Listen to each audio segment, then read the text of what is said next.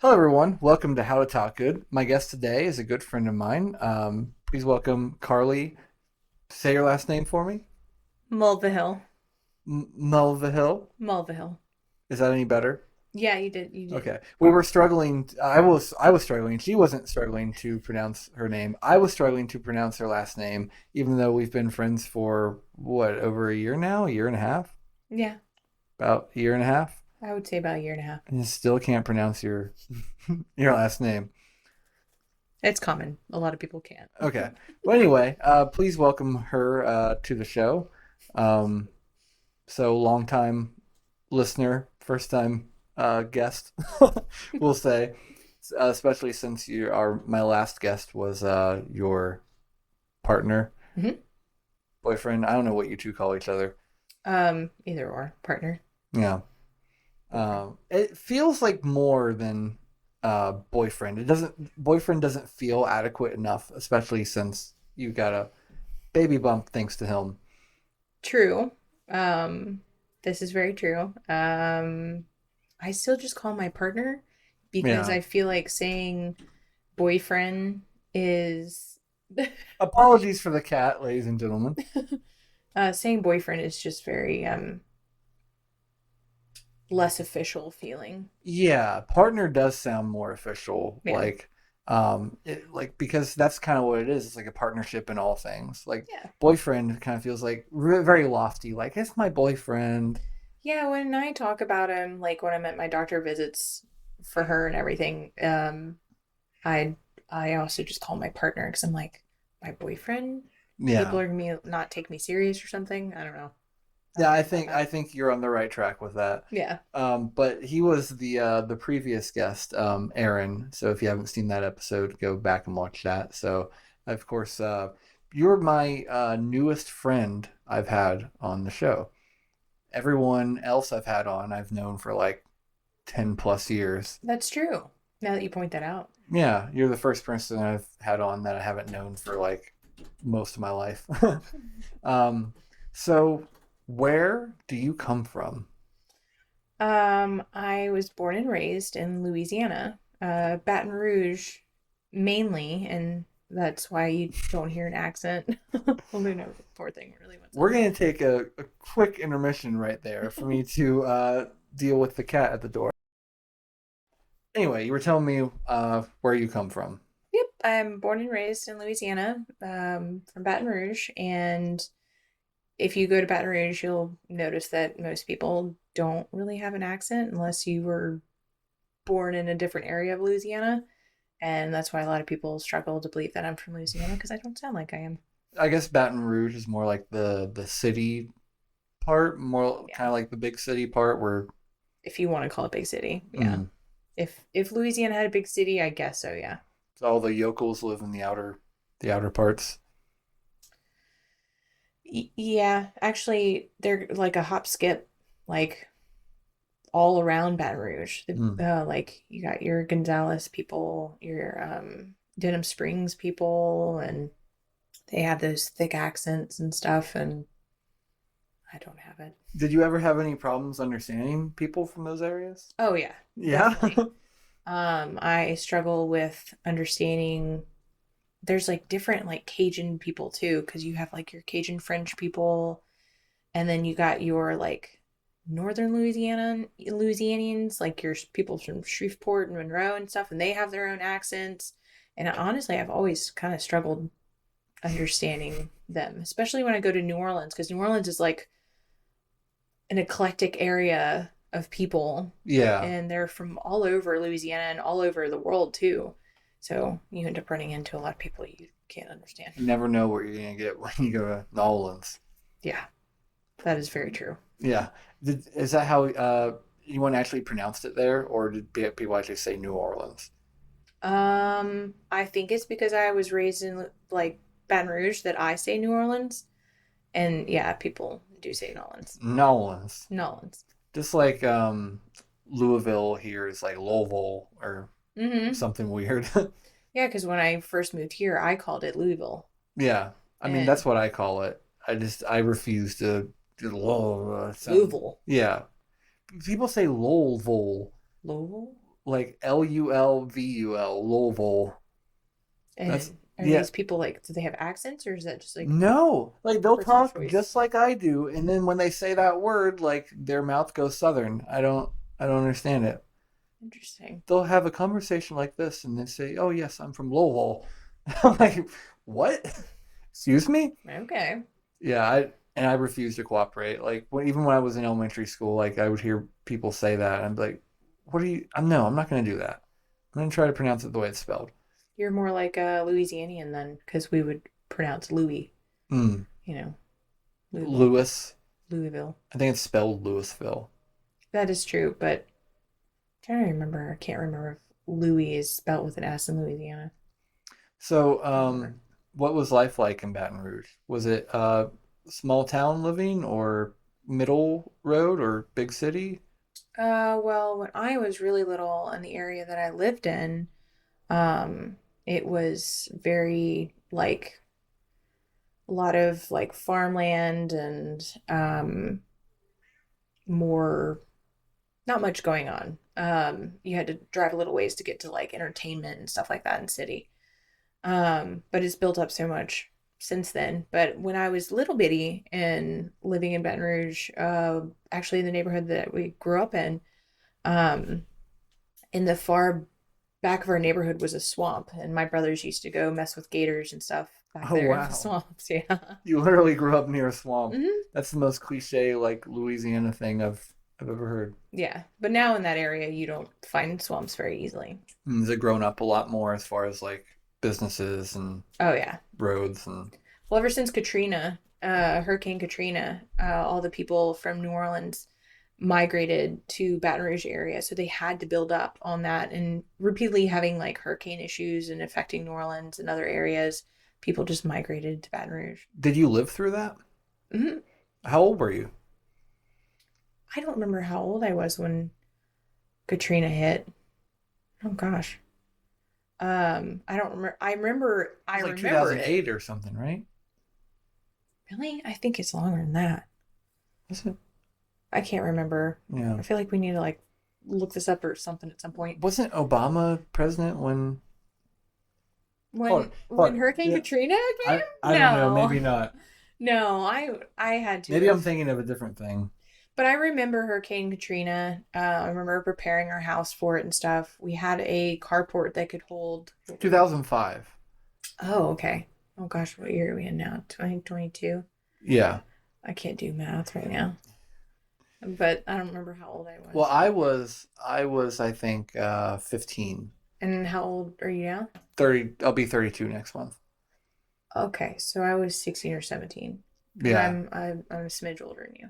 So you were old enough that you could like you really knew like what was happening. Oh yeah, yeah, yeah.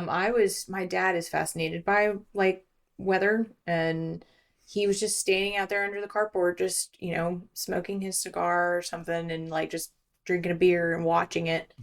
And you just see trees like sideways, like flailing and Wow. stuff, and things blowing in the wind. It's pretty intense. How close is Baton Rouge to the ocean? Well, Like how badly did it affect the area you lived in? um, we just had wind destruction. Hmm. But flooding, we didn't have any issues during that time with flooding.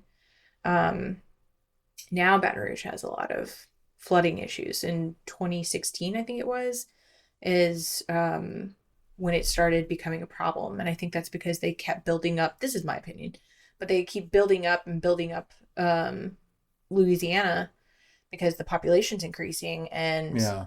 when you have all this asphalt that doesn't absorb water, rainwater, and there's nowhere for it to properly go, it just builds up. Hmm. And then they've been working on like ditching and stuff, like the ditches and stuff, and trying to like improve like drainage.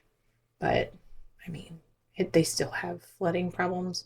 Was it interesting to see that like transition period with all these people coming from New Orleans after the hurricane? Or did I it? don't really remember seeing much of a difference other than seeing more like apartments and homes being built and Hmm. neighborhoods growing. And also like, you know, I think at that time, what would we say, I was about 17 maybe.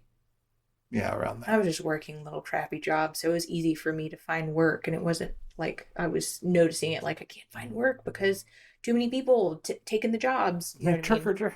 Yeah. Yeah. So I don't think I really got an opportunity to really notice that much of a difference, other than seeing more buildings and companies being built. So it didn't really affect you that much.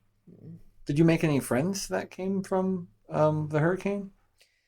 I met people like through jobs. I didn't really make friends, but like acquaintances I met.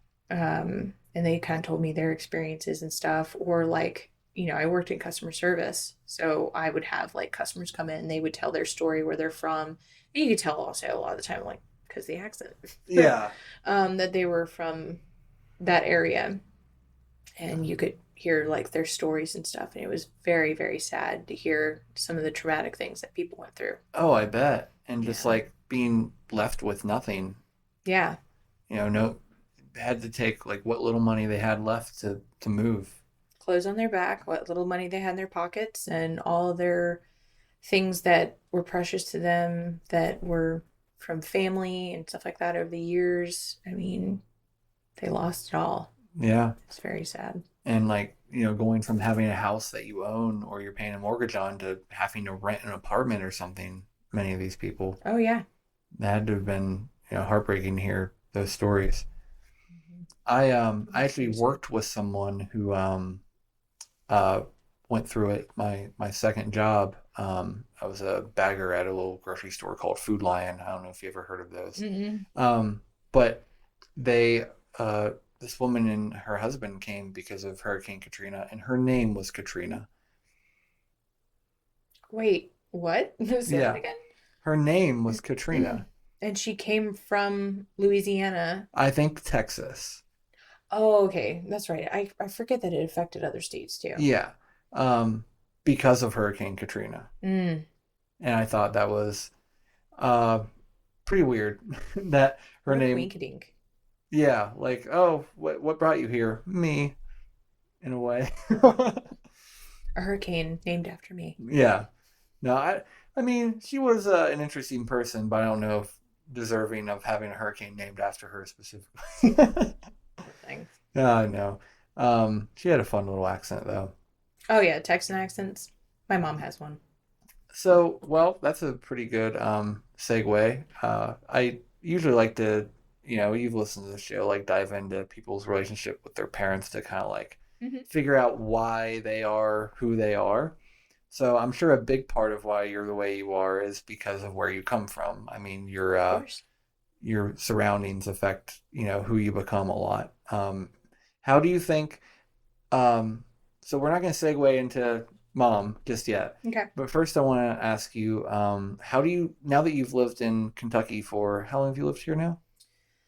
I moved here in 2018, moved back July, early 2018. I moved here, March, I think, and moved back to Louisiana July of 2019 and came back um literally a week before quarantine, March Mm. of 2020. Yeah. So you've been here consistently about 2 years now.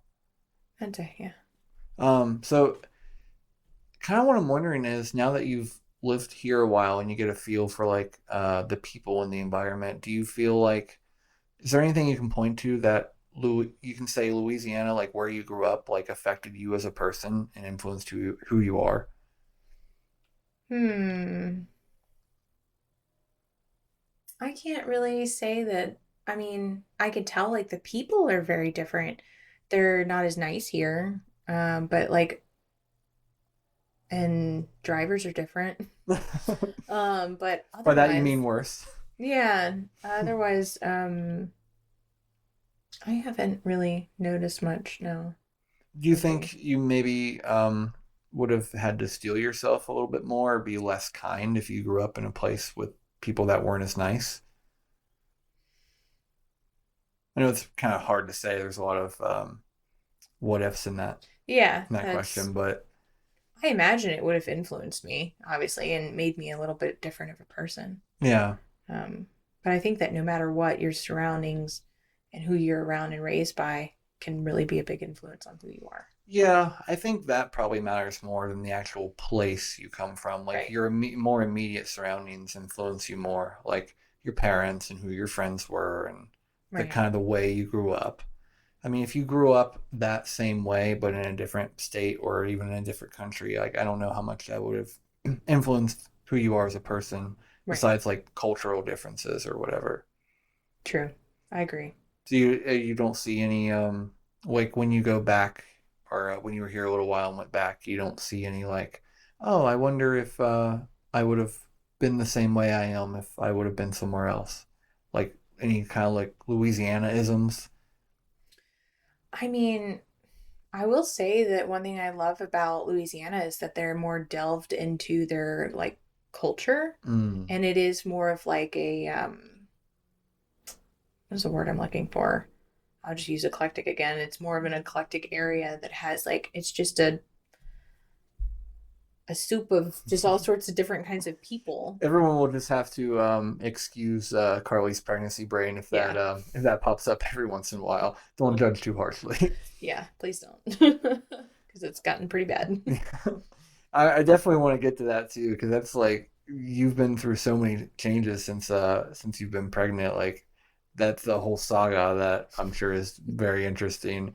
Um, okay, so that's sort of how like what how you configure your environment influenced you, like sort of like maybe more of an understanding for history and where you come from and like Right.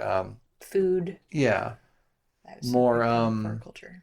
more absorbed in the culture of the place. Hmm. I can see that too. Like Cincinnati area has a little bit of that, but Yeah. I mean, everywhere has a little bit of that. I just feel like Louisiana's is so much richer, but it might be because I was raised on it, A, and exposed to it more. And here I'm not very exposed to it. And I think that it could also be that, like, I don't know enough of the history here as well as yeah. I do of Louisiana. Well, that's right. It could be that. Like because from my perspective, like since I don't know like any of the history of where you're from, but I knew a lot of where I'm from. Like it would Right. be easy to see it the same way, like from Right. my perspective. Just because like I don't know it doesn't mean it doesn't exist though. Exactly. So yeah, Right. that could be part of it. Do you know if both your parents were from Louisiana or? I'm almost positive my dad was born in Louisiana. It's sad that I barely know this, but I think my mom was born in Shreveport, northern Louisiana. That's the top of the boot on the left side. And raised by like Texan family and stuff. So that's why my mom has a Texan accent. Mm. But she also had some Cajun influence as well because I think her dad was from Louisiana and her mom was from Texas. I think that's what it was. It's funny that you didn't. None of that rubbed off on you at all, even growing up with her. The accent, Yeah. if you see me around her, she rubs off on Oh, me. it starts to come out as you're Yeah, around her a little bit. yeah. I think that happens to a lot of people. I Hmm. mean, some people, even if they're not like from an area where they have an accent, you get them around a person with an accent, they start to kind of adopt it a little bit. Right, So I'm sure that's even more so for you since like you grew up around it. right. Um, so how would you describe your childhood, like from growing up from like a little kid to like 10 years old? I think that's what I would call childhood. Um, did you have like a happy childhood? Was it difficult? Like did you grow up poor, middle class? How did that work out for you? Well, we grew up in this big house back in the day when my parents bought it. And let's see, I was born in 89 in the beginning of the year. So they bought it in 89. I was 6 months old when they bought this house. And it was definitely what I would call a middle class style home. And I am the baby of six. So I grew up with a big family. My mom didn't start working until later in my life. My dad was the breadwinner for the longest. Um, Real quick, do any of your siblings have an accent? Actually, now that you mention it, I've recently noticed that some of them have picked up a little bit of an accent. Do you think from your mom or more of a Louisiana accent? More of a Louisiana accent.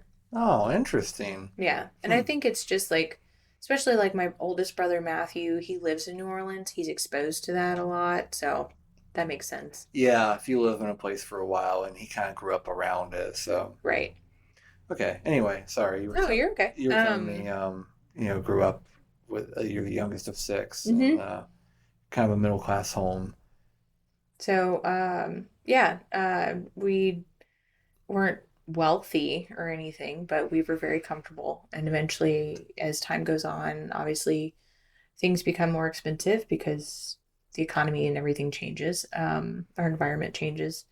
So eventually, when I was 6, or somewhere around there, 7, my mom started going to nursing school. Hmm. And I remember that. And I remember by the time she graduated and got her RN license, I was like 10. Um, I still remember that graduation. But anyway, so eventually my mom started getting into nursing and she started working as well. Um, but I guess I guess tell you a little bit about my family. Basically, everyone in my family is an introvert, but me. Well, I mean, I'm an ambivert, so everyone's very closed off. I didn't grow up with like explain to people who might not know what that means. introvert, Ambivert. ambivert. Oh, so an ambivert is essentially a mix of extrovert qualities and introvert qualities. Me, I am literally like 49% or something like that extrovert. So like I'm actually kind of a just a smidge less. I'm almost a 50-50. Yeah. And I Um, think everyone varies depending on their mood a little bit. If you're an right. introvert, sometimes you can be extroverted, and if you're an extrovert, sometimes you can be introverted. But for you, it's kind of like 50-50 almost Yeah. where you're at. Yeah. Okay. And I've noticed too, like I feel like in different periods of your life, it'll kind of like you can kind of shift in and out of being more introverted or extroverted.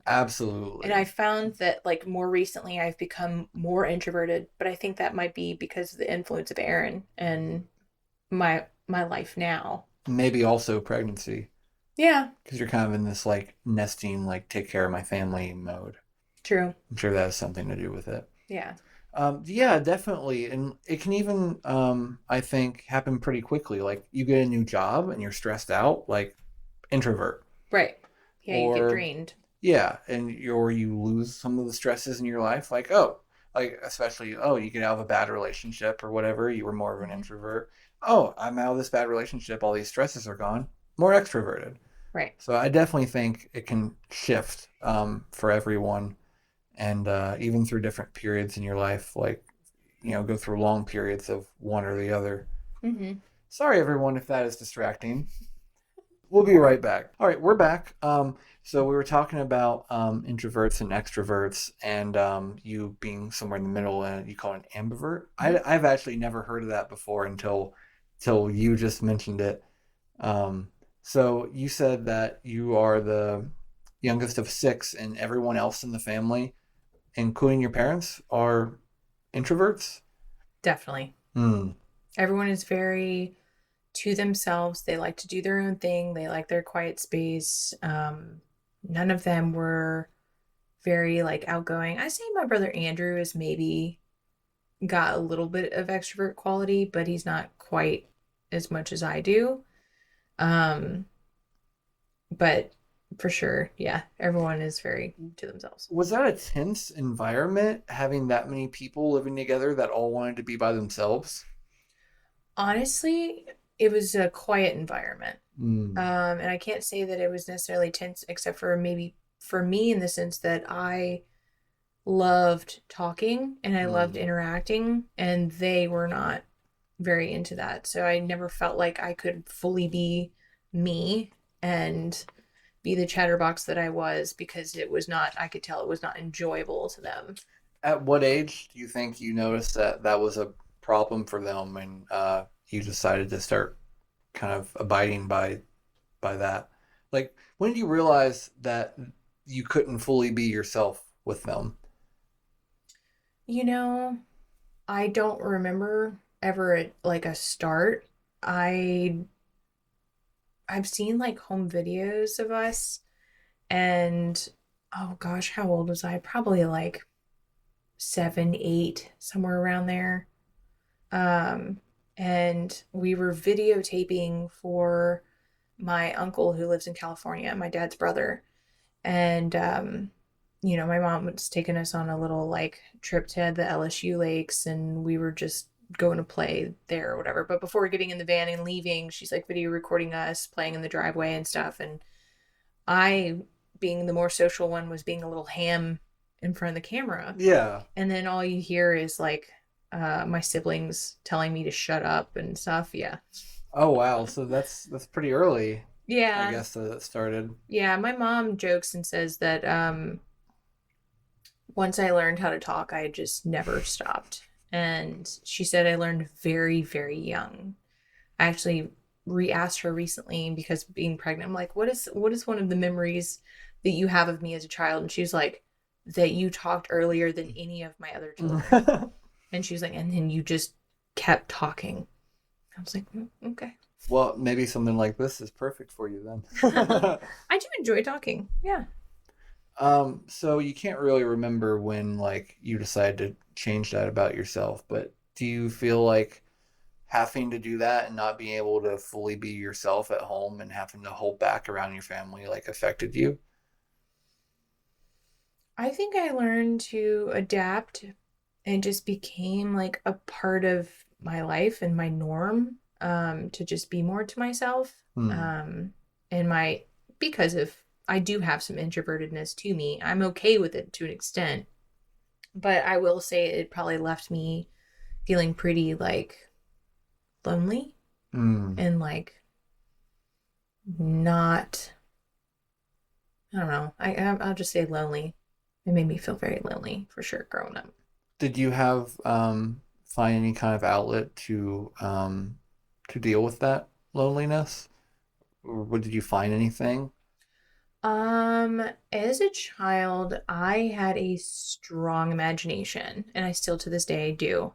And I've dabbled with all sorts of forms of art, whether it be craft type things or um, I got mildly into music for a very short time. And then I did a lot of like paintings and drawings and stuff. And that was like a lot of my outlet. But I also had like a love for playing with my toys. I had like collectible little Grand Champion toy horses that I would go play out in the yard Oh. with and stuff. And I was okay with it. I just enjoyed playing Did by myself, I your guess. toys kind of act as like sort of imaginary friends in some ways? I would say probably in some ways. But I also like imagined things a lot, but I never really had an imaginary specific imaginary like friend. But I was always daydreaming. Like one of the weirdest things, this is very random, but like we'd go on car rides and if no one's talking, I'd look out the window and I'm imagining a horse galloping alongside our car. And that was like my go-to envision. I'm just quietly just like imagining them running. It's So so weird. I would do similar things, not necessarily with horses, but I would like look up at the clouds and like imagine that like there were like Pokemon like battling like in the clouds and like just imagine all these things when I was like riding in the car and like looking out the window. so you like to use your Oh imagination a yeah, lot. I've always had a Yeah. huge imagination. Yeah. So I guess it was kind of similar for you. Hmm. So you never had like a like an imaginary friend or like I could have sworn you told me some like vivid imagination that you used to have a lot when you were a kid about like a unicorn or something. Maybe it was a horse. I mean, I daydreamed about horses a lot. Um, I've told you all sorts of stories about my obsession with horses as a kid and centaurs Yeah, that's what it was. I knew there was some sort of mythical creature in there. that I was obsessed with. Yeah. So where did the obsession with horses come from? I think it started with me not feeling comfortable with being my own individual self and first taking after my sister. Um, and adopting the love for horses, and I think Hmm. that just like grew over time, and then my love for Grew centaurs. grew into centaurs. Yeah, my love for centaurs came from the old Fantasia movie. Oh yeah. Oh, what a classic. Yeah, I was obsessed with classical music when I was younger, and it was another reason I loved that movie so much. I think that happens a lot where kids, like younger kids or younger siblings, take on the stuff of their like older siblings. Yeah. I kind of did that with because I grew up with an aunt of mine who was she's only about 10 years older than me. Hmm. So she was more like a big sister kind of growing up. So I kind of like got whatever music she was listening to, she was Hmm. done with it, kind of got passed down to me. Right. So I kind of She was had a big that. influence for you. Yeah, I kind of had that experience.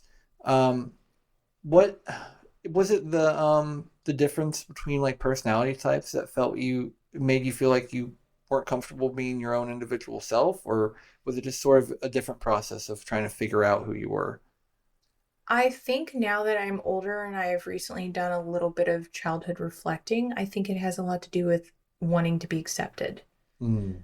So the fact that I was like desperate for people to love and accept me, I would take on qualities um and interests that they had. People that I guess I was striving to get to accept me. And of course I wanted my sister to love and accept me. She was very evil to me growing up. And we love each other very much now.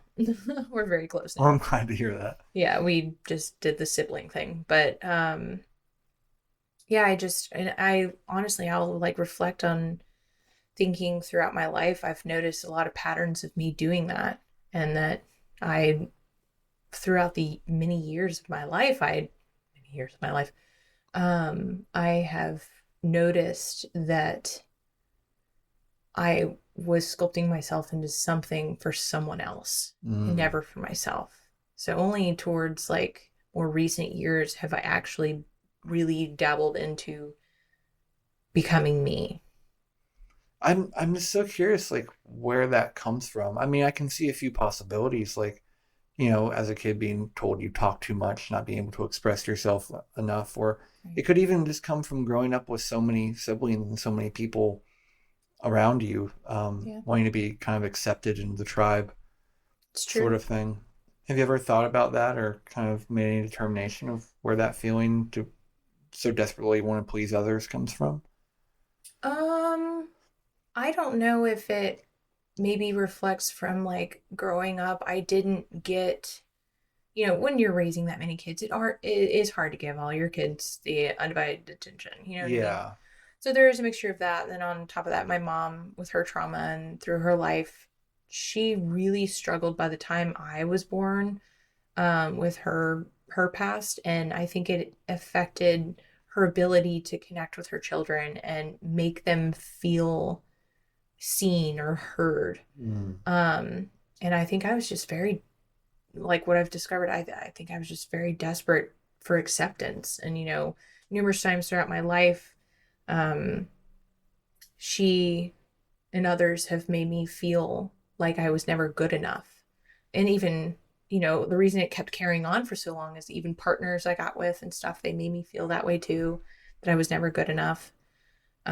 So it just, I guess, drilled in my mind that I'm just not good enough. So I'm always trying to camouflage myself into being more like others that I might either envy or want to accept me, and start picking up their traits just because, or like mirroring them. Yeah. So You know? maybe it wasn't any like one particular thing, more of just a particular set of like unlucky circum circumstances. Right. I would say. Hmm. Um, I was gonna ask you,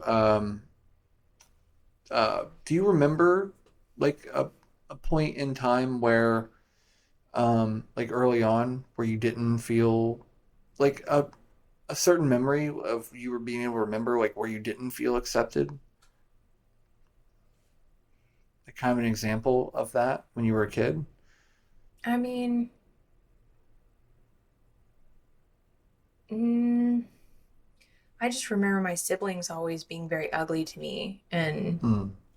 telling me to shut up and ignoring me and stuff like that, or telling me to go away and stuff like that. So my mom never told me to like go away. I actually was very clingy to her, but it was like a lot of silence that her and I experienced together. Like she'd be watching TV and I'd be snuggled up right next to her, and um or she'd take a nap and I would go take a nap with her. Like I wanted to be close to her. Yeah. Um it's just we never did any like quality time type things together, like playing together. The only thing I can remember for a few years, she would read bedtime stories to me, but only if I brought her a book. Hmm. It wasn't like a routine thing other than I created the routine. So you had to kind of ask for it. Yeah, you definitely, when you wanted something from her, you had to ask for it. Hmm. And I was more so pushing for that attention than my siblings. That's why they call me like I was the spoiled one, because I took initiative to ask for the love. And it's not that I really received very much. It's just I received more because I asked for it. Yeah. And I think that's reflective onto like them being introverts as well. Going back to that, is that a lot of time we as introverts and certain types of introverts, personality types, we get like stuck in our head in our own world and we forget to reach out to others. Yeah. So I wonder, even though maybe that situation wasn't ideal, if that experience kind of helped you. I think you said you struggled with it for a while, feeling not good enough with like partners and friends and whatnot. I wonder if that experience kind of helped you like seek out what you need later on in life, like learn to say, oh, this is what I need, or this is what I want, or what I deserve right now in my life. I'm going to seek this out because as a kid, you kind of had to ask for it. honestly, I didn't learn. I It was my norm, and nothing seemed abnormal to me until later in life. Hmm. And people would address that was not normal and healthy. It was in some ways neglectful, but also, and hopefully I'm answering this correctly. But also like through the last few years, like I said, I've been changing and growing as a person and working on my own journey, to my own personal through my own personal growth. And I honestly, from reading great books by fantastic, knowledgeable individuals, have helped guide me in seeing what I need in my life and what I'm lacking. Hmm. Yeah, my first book was the. Did I like tell you about that one, The Mastery of Love? Yeah, I Yeah, have actually read that one. Don Miguel Ruiz. Yeah, Yeah, it helped me a lot. yeah, that was the Um, first. What was that? That was in 2017. That was my first in book that I read. 2017. Wow, I Yeah, thought I would have imagined your journey maybe started a little earlier than that. Wow, you've come a long way in such a short amount of time, it seems.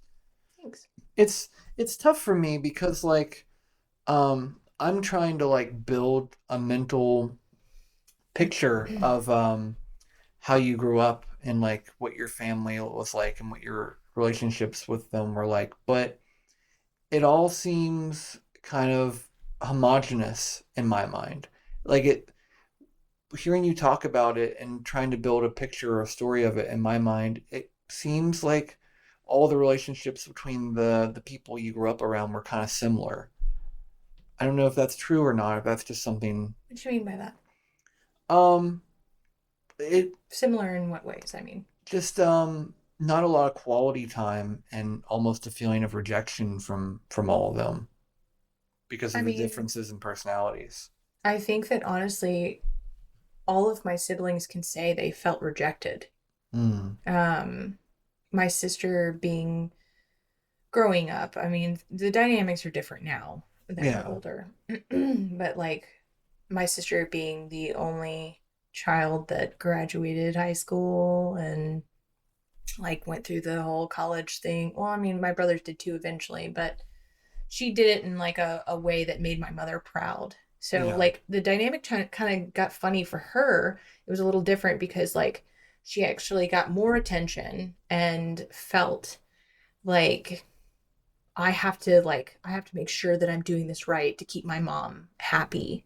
And and me, I'm over here hearing like, oh, Blair's done this and this and this, and just never hearing great things about myself come out of her mouth. and being applauded for my good deeds and my actions and my anything.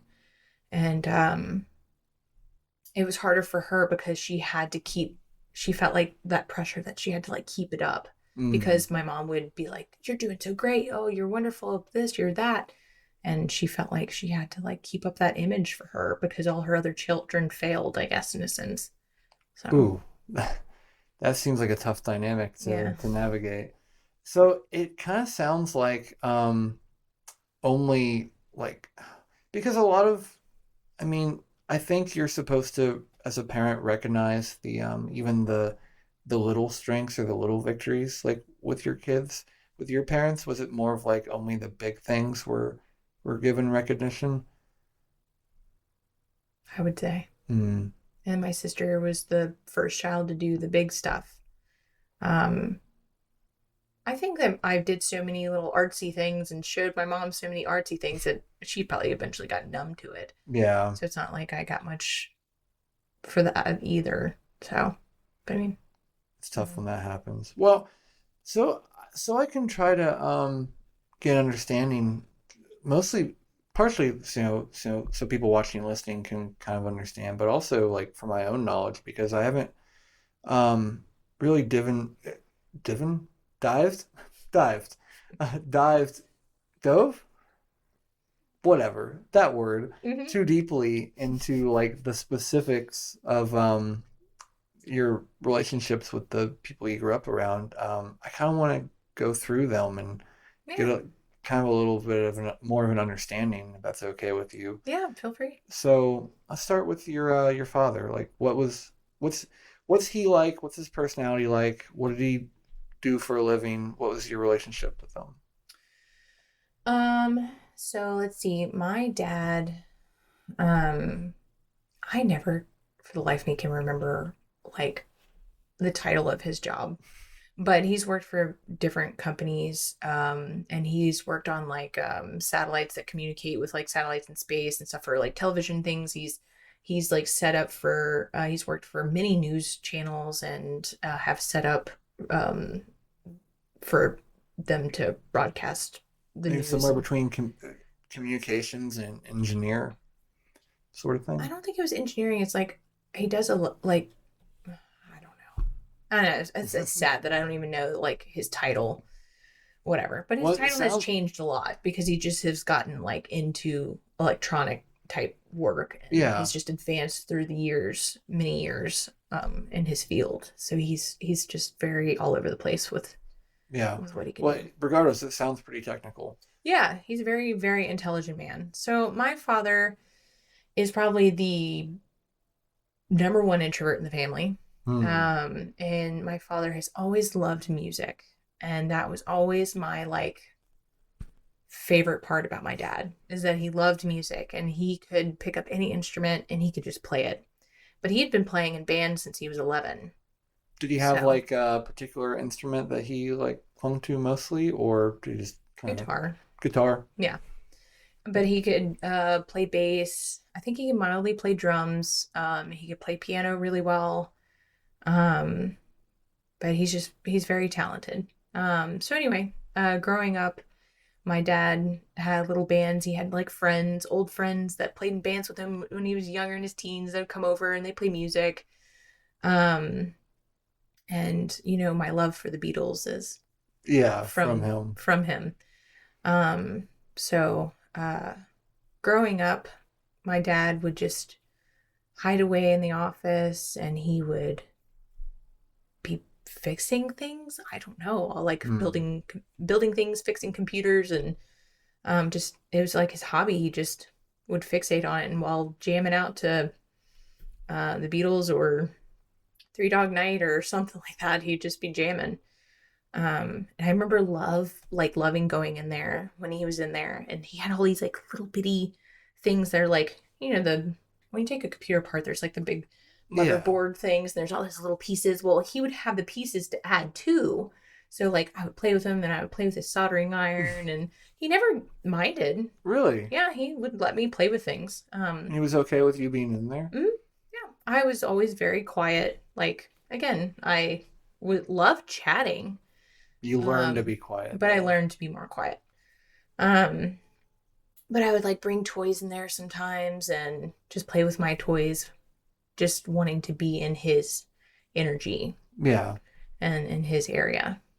But sometimes he'd play with his guitar and just chill in there, keyboard, whatever. But growing up, that was what he did a lot. He just hid in his office a lot.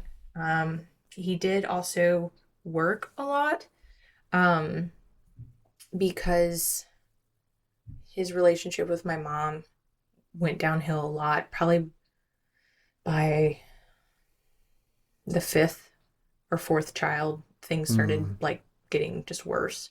By the time I was born, like their marriage was already not doing well. Do you think So that maybe that's kind of what drove him to be more introverted? Because it sounds like maybe he wasn't always quite as much like that, but by the time you came around, like the marriage was kind of going downhill and he was maybe overwhelmed with how many kids there were. And, maybe, yeah, it was a lot of avoidance. My mom, with having her PTSD and her issues and her alcoholism, she was not very kind to him. hmm. And it was a lot of her own demons she didn't know how to work through, and she's taking it out on him, which she's kind of learning more now that was what was going on. Don't get me wrong, my dad did his fair share of, it was mostly my dad did a lot of like passive aggressive Yeah. things. He just didn't know how to handle it. He didn't know how to deal with the issues that she was dealing with. But um And I think a lot of times, I've definitely heard about this happening a lot where when you have a kid with someone and then kind of grow to resent that person, some of that kind of unintentionally rubs off on the child, like end up resenting the child a little bit because of this like forced connection that you're always going to have with this person that you don't like. Hopefully it wasn't any of that, but I definitely know that honestly, can happen. honestly, my dad struggled to connect with his kids, Hmm. but he knew I was his last kid and he did more videos of me growing up and stuff like that. And he was like, I knew that you were my last and I wanted to cherish that. Hmm. So I actually got more from him than all my other siblings did. Oh, wow. My mom really pushed my dad to start having kids earlier and marriage and everything like that. She really pressured him into all of that, like rushed it. And I think he was just not as ready as she was. Maybe So, that's why he kind of had this wanted to hold himself away and work on his own thing, sort of thing. to be honest, because of their relationship became so toxic, I think what he was really doing is that he was avoiding his wife. Mm, He didn't know how to handle the situation. Um, my mom, she was I remember never feeling like my parents loved each other. And it was just obvious that there was this like tension. I remember like very few times in my life seeing them kiss and being like, that's not natural. Like, you know what I oh, mean? that's a weird way to grow up. Yeah, like them hugging or kissing or anything like that. A lot of the time, like there's like one time out of the two times I remember seeing them, it was because someone asked them to kiss for a picture. Um, and I was like, that that's very out of character, but Did okay. did that ever affect your view of like how affection is supposed to play out in a romantic relationship? Oh, for sure. Mm, I can look back on some of my relationships, especially my most recent ex, and how much it actually is a mirror of my parents. Like I was my mom. I became resentful and I was nasty, and he was the quiet one that just avoided. mm. Um, so it was me needing to work through my demons and stuff too, just Yeah, like because him. that's a really because as a kid, like that's kind of your only point of reference for what a romantic relationship looks like is like Right. between your mom and your dad, and to see it be so distant and like for you to think it was weird when they were to kiss or be affectionate towards each other, like I can definitely see that affecting things. Surprisingly, I don't think it affected too terribly much for me Hmm. because I am actually just a more affectionate person. And I think even growing up as a child, I've always been more affectionate than my siblings and than my parents. Um, so I don't feel like it affected me too terribly much. Did you have you ever talked to your siblings that might kind of remember what life was like between your parents earlier on? That would be a great thing to ask my older brothers. Yeah, because I'm Do you? curious, like, how long it took for that decline to happen, if they ever had a more loving, more traditional relationship. Yeah, I'd be curious to ask that. I'm gonna have to ask my I'll ask my brother Ryan. I'm not as close with my brother Matthew, my Yeah, oldest let brother. yeah, do that, and if you feel so inclined, let me know because Yeah, that'd be interesting. It might help you understand your parents' relationship a little bit more if you figure that out. yeah, for Um, sure. so what about your mom? What's she like? What's your relationship? What was your relationship with her like growing up? Oh, before we move on from your dad, how's your relationship with him now? My dad and I are very open with each other. Um, my dad is still very much so introverted, but if he's comfortable with you, he's very chatty. And he's one of Hmm. those people you get stuck on the phone with for like 2 hours and you're like, oops. Can you kind of see some of yourself in him And in that way now? more so in him than I can my mom. Hmm. But at different stages of my life, I could see my mom more in me and my dad more in me. But I've often flowed more to my dad in his personality, his mellow, sweet personality. But my dad, he's such a sweetheart. We don't agree on a lot of things, like based on sensitive topics like religion and politics, but we've really learned how to have a healthy conversation about those kinds of things Hmm. and limit talking about them. Yeah, My dad is extremely open minded. He's a very curious person, just like me, where he wants to understand why you think the way you think rather than try to force you to believe in their own belief systems. that's Um, a really important quality. Definitely not yeah, everyone has that. no, you're so right in that. So we do have some moments where I feel like he has a little disappointment in who I've become, but at the same time, I can tell he still loves me and he accepts me. Um, but yeah, I mean, we get along. Yeah, I really, really enjoy being around my dad. Do you keep in contact pretty often? Um, I know it's tough. Like, not so much as I would like. Especially with my mom, I don't keep in contact with her as much as I'd like either. But I'll send texts and stuff, check in and whatnot, or just send a random "I love you" message and stuff. But that's good. yeah, Yeah, not everyone even does that. Some people like, right. especially when they start to have families of their own, might talk to their parents like once every couple months or Right. something like that. So That's that's common. good that you try to at least send a little text message every now and then. Okay, now under your mom, like what's she like? What was it like growing up with her? Well, my mom is um she comes from a very traumatic childhood. Hmm. She was abused as a child, physically and mentally, and she was neglected a lot in her childhood. And it definitely has shaped the person that she is. She never worked on that trauma um, properly throughout her life, and it definitely influenced her as a mother. I think that she went through stages where she was like before I was born. I think she was a little better, but I think through time that it just got worse and worse for her. I remember her being depressed a lot, drinking a lot. There's one point she was a smoker.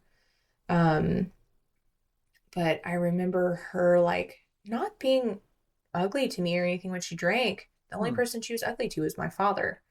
And she would just lash out on him, say nasty things. And, my older brothers and stuff would be like telling her to stop and whatnot. And she would do aggressive things like throw things every now and then. And that wasn't too terribly often, but definitely would say ugly words. So my mom had a lot of trauma.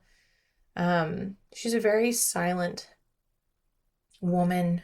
We didn't really have many deep conversations and connection and stuff, but I still clung to her. Is she kind of the type to hold things in and then kind of lash out? Mm-hmm. Hmm. Yeah. She doesn't know that it's something internal Yeah. that's causing her to express herself in that way. Like I said, not until more recently when she went through what is it? cognitive behavioral therapy. She started that a little bit, and she said that that has made her realize so much about herself.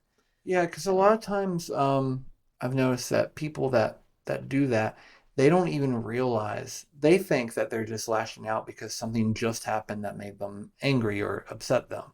But mhm. what's really happening is all this stuff has been building up, all this little stuff has been building up that they didn't vocalize or didn't communicate. Right, And then that thing that just happened just gets stacked on top of all those other things, and it all just comes out at once. right. So it kind of Gets sounds like triggered. that's what was happening a little bit. Hmm. And so therapy has kind of helped her like to see that. A little bit.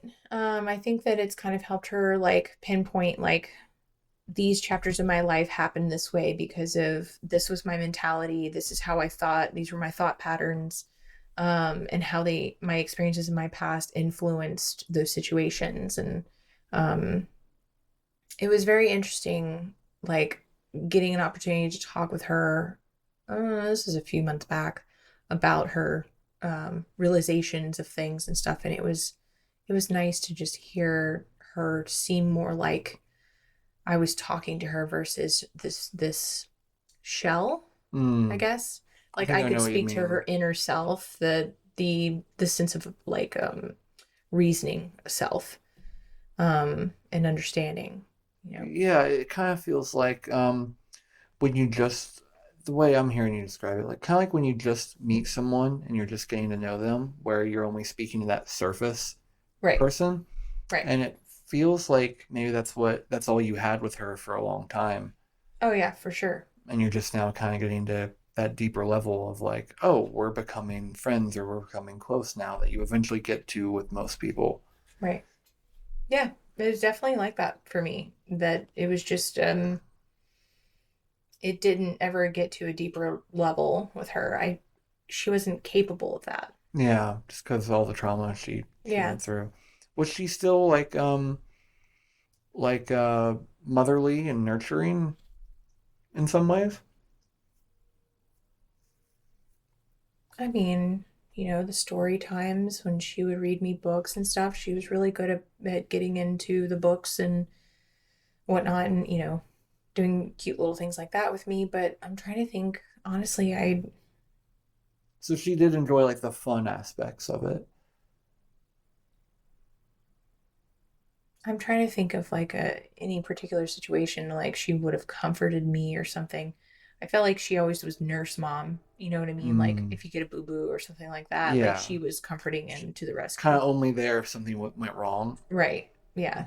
But like I remember growing up emotionally learning how like not receiving the emotional connection I needed during certain difficult times that I just learned to cope on my own.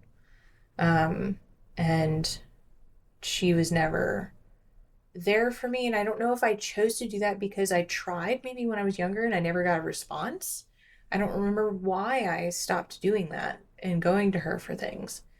Um my sister says she thinks it's because like we as children saw my mom suffering so much. She was depressed all the time, she was sleeping all the time, she was drinking all the time, she was angry all the time, that we chose that this person can't be here for me right now. I'm going to take care of me. And we just learned to take care of ourselves emotionally, our Yeah, emotional needs at a very young age. And I still struggle with that. and it could have been some combination of the two, like one seeing her suffering and not wanting to put more on her, but two probably not getting what you needed and like what's Right. the point in continuing to go back if If you're you, not getting it yeah, in return, what you're exactly. seeking. Did your mom, because you talked a little bit about like your dad's passions and hobbies and whatnot, did your mom have anything like that? My mom has always been kind of like a handyman. She likes to work with her hands and build things. Um, she loved gardening.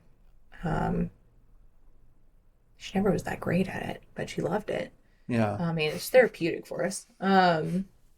I remember always thinking that her gardens never looked that great. Um, but she loved it and she was in her happy place with that. But honestly, Other than that, I have memories of her watching a lot of television, and she loved black and white films.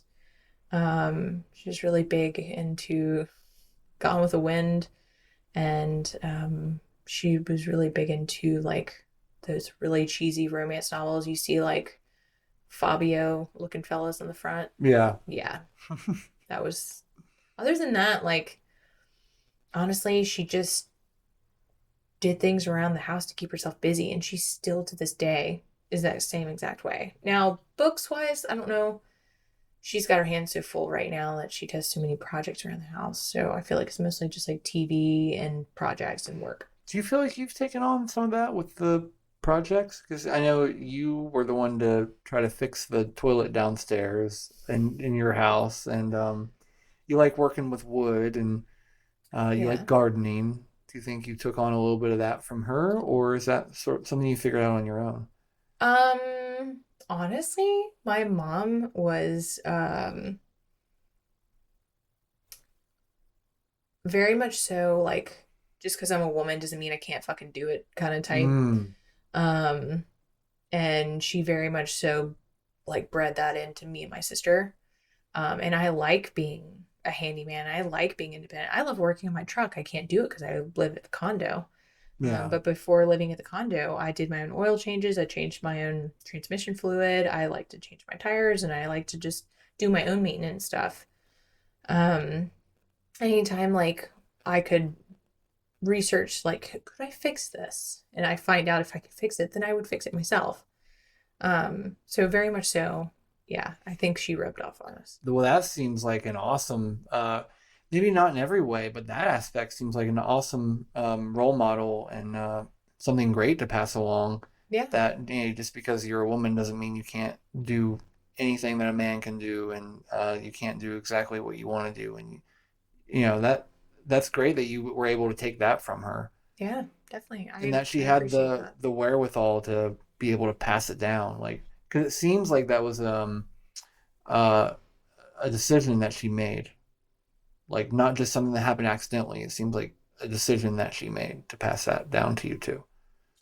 I mean, I assume so, I guess. I would say the only crappy part about it is that, like, on top of that, she wanted to be in control of everything and Mm, taking care of everything. So therefore, she put more pressure on herself. And that's what me and my sister deal with, is that we put a lot of pressure on ourselves and expectations on ourselves to get things done, because we were taught that we don't need someone else. You know what I mean? yeah. So, So you maybe learned that a little too harshly instead of maybe learning, hey, it's okay to lean on someone else when you need it. yeah, And it seems like your whole experience growing up kind of exemplified that, where you kind of had to find ways to entertain yourself, and you felt kind of closed off and lonely and couldn't fully express yourself. So for sure. that whole experience seems to have kind of taught you, like, hey, the only one I can that's going to take care of me is myself, which in some ways is an important lesson, but I think in other ways can be, really um, isolating. At times, yeah, I would say. And honestly, it triggers my anxiety a lot because I place so much on myself Mm, without allowing myself to lean on others. Um, it also has that weird sensation of like I don't want to inconvenience others. It's a mix of emotions. Um, I rather me do it because I know I could do it the way I want it done, or I don't want to inconvenience this person.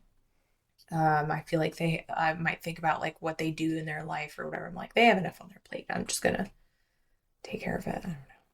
yeah, I mean, well, that seems to, because you felt a lot of times when you were a kid like an inconvenience, like being told to be quiet all the time, and Right. that you talk too much. Like, so maybe that's part of it. But maybe it's, I think a big part of it's probably just you are a naturally very empathetic person, so you take into account other people's lives and experiences and what they're going through. Right. Um, so it can be really tough when you're that kind of person to strike a balance between like wanting Yeah, to be aware of other people and their experiences versus, being assertive and getting what you need. exactly. So I don't know. Do you feel like you've grown a lot in that way? Or Um, is it something you still struggle with a lot? it's something I haven't really worked through. Mm, There's different aspects of my life I feel like I've worked on, but that one I still struggle with. But I think that perfectionist. I feel like it leans heavily onto like the perfectionist side of me, because of again not feeling like I was enough, growing up and stuff and throughout life.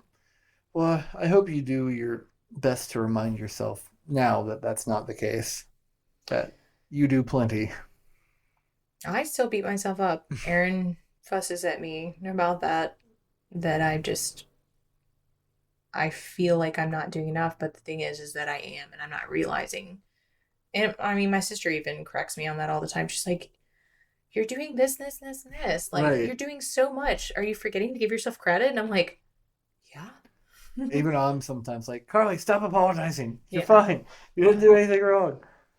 yeah." Well, I mean, that seems like a very difficult thing to unlearn. So hopefully you're not too hard on yourself for being too hard on yourself. That would be a weird, like paradoxical thing to get stuck in. So don't do that. Maybe just forget that I said that. Said what? Yeah, exactly. I almost said it again. I almost didn't realize where you were going. Mhm. All right, we're gonna take an intermission there, do a bathroom break and whatnot, and we'll be back.